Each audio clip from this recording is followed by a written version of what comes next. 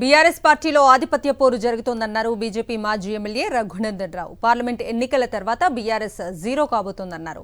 హరీష్ రావుకు తెలియకుండానే ఆ నలుగురు ఎమ్మెల్యేలు సీఎం రేవంత్ రెడ్డి కలిశారా అని ప్రశ్నించారు. గతంలో బీఆర్ఎస్ పార్టీ కాంగ్రెస్ ఎమ్మెల్యేలను లాగేసుకుంటే ఇప్పుడు కాంగ్రెస్ పార్టీ బీఆర్ఎస్ ఎమ్మెల్యేలను గుంజుకుంటోందన్నారు రఘునందన్ రావు. ఎందుకంటే శతాధిక వృద్ధురాలు కాబట్టి 100 సంవత్సరాల ఎక్స్పీరియన్స్ ఉంది కాబట్టి నీలాంటి వానికి సరి అయినటువంటి రీతిలో బుద్ధి చెప్పేందుకు నీ సొంత ఎమ్మెల్యేలు ఆఖరికి నీ అల్లుడు వీళ్ళంతా కలిసి నీకేదో చేస్తున్నారనేది నీకు అర్థం కావాలి.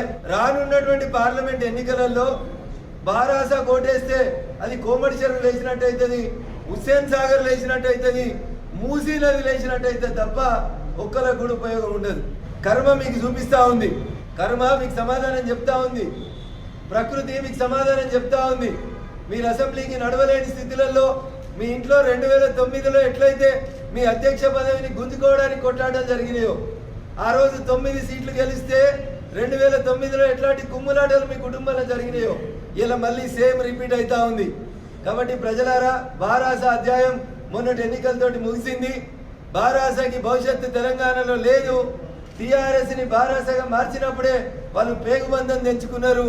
వాళ్ళు ఈ ప్రజలతోటి మాకు సంబంధం లేదనుకున్నారు.